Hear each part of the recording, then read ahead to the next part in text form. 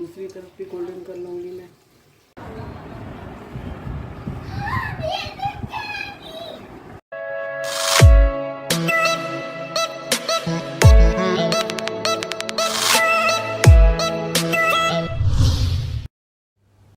Hi there. If you haven't yet subscribed to my channel, kindly do so. And to get notified for new videos, don't forget to hit the bell notification sign. And of course, please do like the videos too.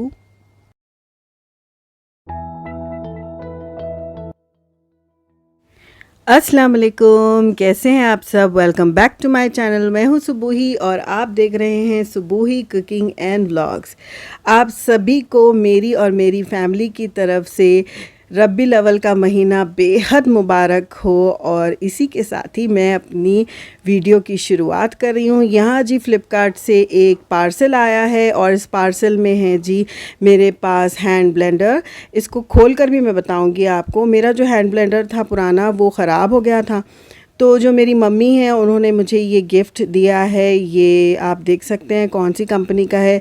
ये hand blender भी है, विस्क भी है और फिर chopping भी हो जाती है इसमें। सारा कुछ मैं आपको खोल कर दिखाऊंगी और जैसे जैसे मैं इसको यूज़ करूंगी ना तो इसके रिव्यूज़ भी आपके साथ शेयर करूंगी। आगे आप देखेंगे वीडियो में मैं इसको यूज़ कर रही हूँ और बहुत ही अच्छे दिन मैंने इसको यूज़ करना शुरू किया था। तो ये है जी इस तरह का सारा कुछ और ये मैंने इसको खोल दिया है। और ये थोड़ा सा मैं आपको बता दूँ, यहाँ पर इसके स्पीड वाले बटन्स भी हैं और बहुत ही नीट और बहुत ही अच्छा है। ये बहुत अच्छा ड्यूरेबल लग रहा है देखने से तो, लेकिन अब इस्तेमाल करेंगे तब पता चलेगा। और साथ साथ मैं आपको इसके रिव्यूज़ भी देते रहूँगी। ये क्लिप्स हैं जी कुछ दिन पुरानी और आगे आने वाली जो क्लिप्स आप देखेंगे वो है 11 रब्बीउल अव्वल की, जिसमें हम 12 रब्बीउल अव्वल को जो नियाज़ करते हैं मिलादुन नबी की, उसकी तैयारी करते हुए आपको नज़र आएंगे। और यहाँ जनाब हम नाश्ते के बाद किचन में आ गए, यानी कि अम्मी और मैं। यहाँ पर हम पूरन यानी कि चने का हलवा पूरियों के लिए बनाने की तैयारी कर रहे हैं। और यहाँ पर हमने दाल जो है कुकर में डाल दी थी, मतलब उसको गलाने के लिए। ये 3 से 4 घंटे हमने पहले भिगो कर रखी थी और उसके बाद उसको कुकर में डालेंगे और उसमें पानी शामिल करेंगे। कुछ भी और ऐड नहीं करना है, पानी शामिल करेंगे। 2 से 3 सीटी लगेंगे और जब दाल बिल्कुल सॉफ्ट हो जाएगी तो आप जो है चूल्हा बंद कर दें। और यहाँ पर जी फिर जो है मैदा ले लिया हमने। मैदा तकरीबन 1 किलो है, बल्कि 1 किलो ही था। और फिर उसमें बीच में ये अम्मी इसको आटा गूंद रही हैं और बीच में उन्होंने कैविटी सी बना ली। और फिर उसमें 2 चम्मच नमक मैंने शामिल कर लिया और नमक को अच्छे से अम्मी मिक्स कर लेंगी। और फिर इसमें थोड़ा सा घी शामिल कर लेंगी। घी तकरीबन 200 से 250 ग्राम। ये देखो हैंड्स है, इनका ने भी हैंड्स है। अरे हैंड्स है मेरे बच्चे के लिए। No sense no no no no Meena no बेटा ये घी को सा पहले का खुशाना नॉर्मल आटा थोड़ा दे दे तो इनको, नहीं तो इनको ऐसे करते।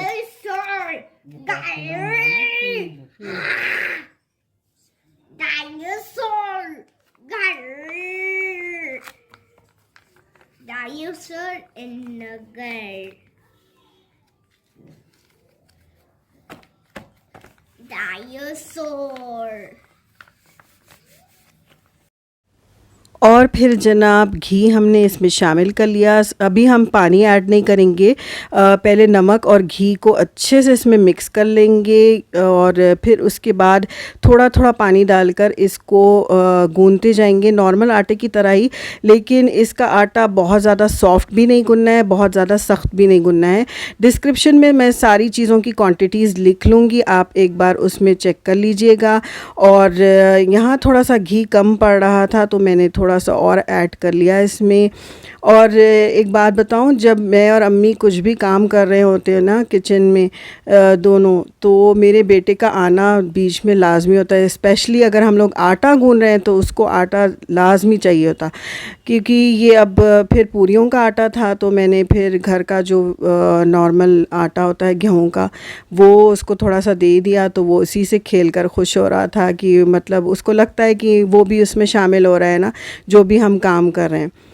तो यहाँ जनाब आटा सारा एक साथ हो गया, इट जस्ट केम टुगेदर। और अब इसको बहुत हमें गूंदना है सॉफ्ट होने तक, और बिल्कुल सॉफ्ट भी नहीं होना है, क्योंकि जब हम इसको रेस्ट करेंगे तो ये काफ़ी सॉफ्ट हो जाएगा। यहाँ अम्मी जो है ना उंगली से इस तरह से डेंट्स बना रही हैं और इसमें थोड़ा सा पानी लगा देंगी वो, और फिर हम इसको गीले कपड़े से, नम कपड़े से, कोई भी साफ़ डैम कपड़ा आप ले लें और उसको ढक कर रख देंगे। हमने तकरीबन 3 घंटे के लिए आई थिंक अराउंड 12:30 को हमने इस तरह से गूंद कर रख लिया था, और 4 बजे हमने फिर पूरियाँ बनाने स्टार्ट किए। तो यहाँ देखिए जी, दाल अच्छे से गल चुकी है, अब इसको पीसना है। अमूमन हम इसको ग्राइंडर जार में डालकर गूंदते हैं, लेकिन आपको मैंने बताया ना, अब मेरे पास हैंड ब्लेंडर है तो मैं इसी का इस्तेमाल कर लूँगी। और ये काफ़ी अच्छा था, बहुत ही आसानी से, बहुत जल्दी मेरा काम हो गया। तो मैं इसको अच्छे से पीस लूँगी। अगर एक आध दाने डाल के रह भी जाते हैं तो कोई मसला नहीं है, क्योंकि जब हम इसको भूनते हैं ना घी डाल के, तो सारा कुछ सही हो जाता है, बिल्कुल परफेक्ट कंसिस्टेंसी में हो जाता है।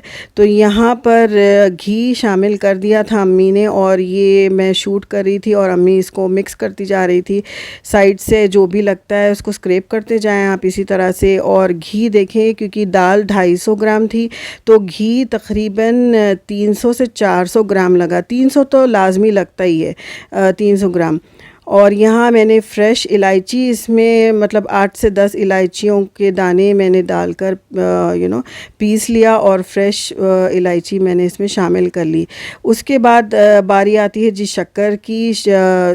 शुगर जो है वो भी तकरीबन 400 ग्राम था, और डिपेंड करता है आपके घर में किस तरह का, ज़्यादा खाते हैं कम खाते हैं शक्कर, उस पर तो उस हिसाब से आप देख लीजिएगा।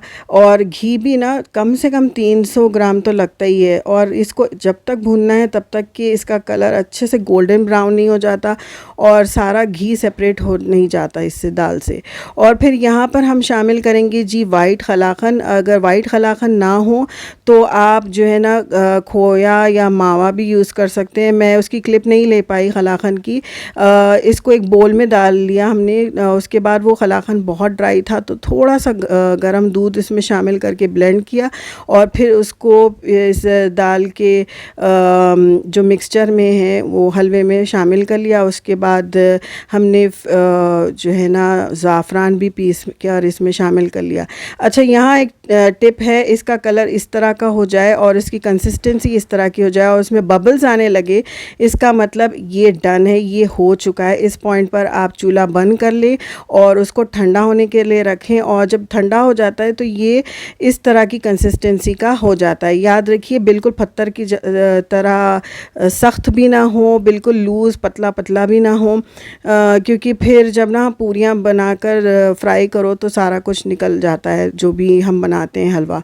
और यहाँ फिर चोबे के हम बनाते हैं जो ड्राई फ्रूट्स के, वो अम्मी बना रही हैं। यहाँ पर नारियल को और तमाम मग़ज़ियात को अम्मी ने भून लिया था, और मग़ज़ियात में क्या था, बादाम और चिरौंजी और जो है किशमिश वग़ैरह भूनकर अम्मी ने उसमें ठंडा होने पर चीनी शामिल की, शक्कर शामिल की, और फिर उसको साइड में रख दिया, क्योंकि ये चोबे के ना मैं और बाबा ही खाते हैं घर में।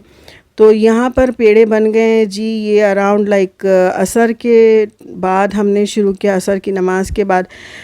तो यहाँ पर अम्मी जो बेलती जा रही थी, और जो है ना इसके जो भी रोटी बनाती जा रही थी, तो उसमें फिर मैं इसको भरूँगी।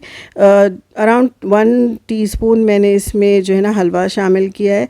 और इस वक्त हलवे में से इतनी ज़बरदस्त ज़ाफ़रान, घी और इलायची की खुशबू आ रही थी, इतना कोई मज़ेदार था वो कि कोई हद नहीं। मेरी बेटी तो कह रही थी, दादी आपका हलवा ऐसे होता है जैसे हलवाई की दुकान, बल्कि मैं तो कहूँगी कि हलवाई भी इतना मज़े का नहीं बना सकता।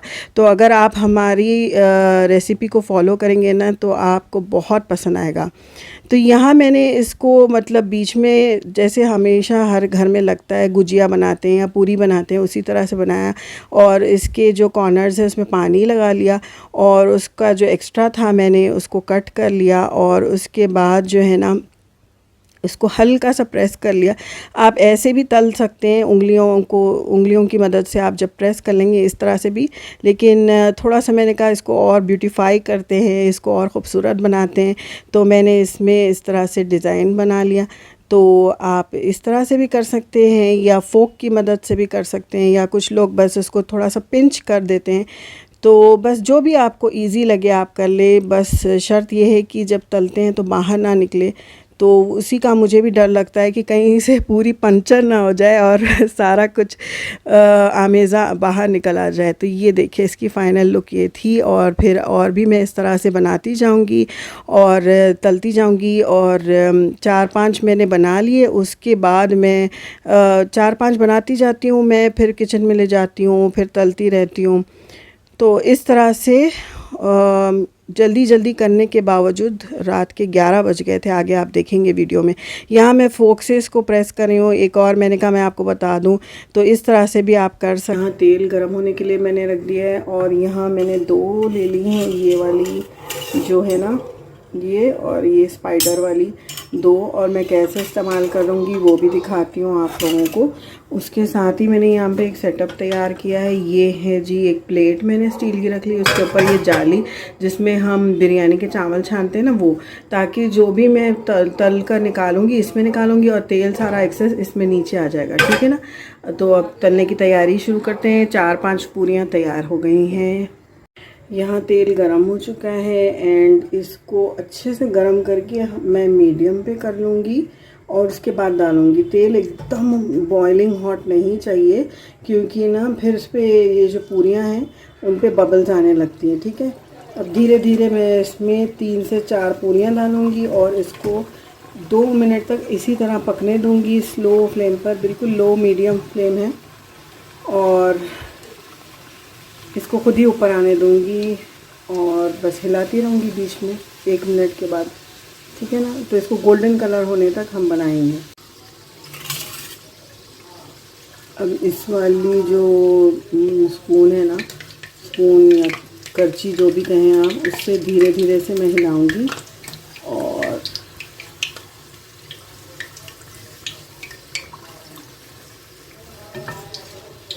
ठीक है। अब ये बैच तल लूँगी और अभी अजान हो रही है, नमाज़ पढ़ लेंगे फिर।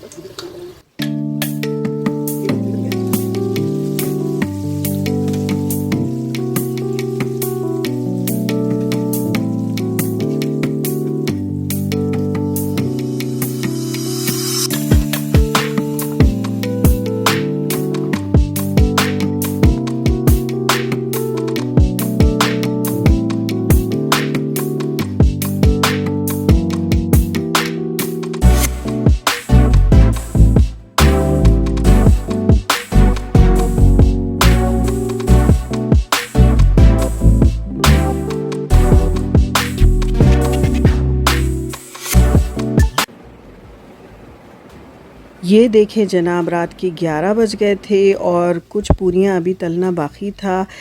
लास्ट फ्यू बचे थे। और अगर इस वॉइस ओवर में आपको पीछे से फायरवर्क्स की आवाज़ आ रही है तो आई एम रियली सॉरी। और क्योंकि मिलादुन्नबी के दिन ही मैं ये सारा कुछ रिकॉर्ड कर रही हूँ, तो पीछे से बहुत सारे फायरवर्क्स चल रहे थे हमारे एरिया में। और ये देखिए जनाब, हमारे प्यारे प्यारे खूबसूरत से पूरियाँ तैयार हैं। और फिर यहाँ ये दूसरे दिन सुबह की क्लिप है जब खीर बन रही है। खीर में ज़्यादा कुछ नहीं, 2.5 लीटर दूध था। इसका भी सारा कुछ मैं लिख दूँगी डिस्क्रिप्शन में। 2.5 लीटर दूध था और 100 से 200 ग्राम आई थिंक जो है बासमती चावल थे जिसको पीस कर हमने इसमें शामिल किया, और चीनी अकॉर्डिंग टू टेस्ट, और उसके साथ खूब सारा ज़ाफ़रान और इलायची पाउडर, और फिर जनाब यमी लिशियस ज़बरदस्त सी खुशबूदार और आँखों को खूबसूरत और ठंडी दिखने वाली खीर तैयार है। उस दिन हम सब ने लंच नहीं किया, बल्कि यही खीर और पूरियों से ही हमारा लंच हो चुका था।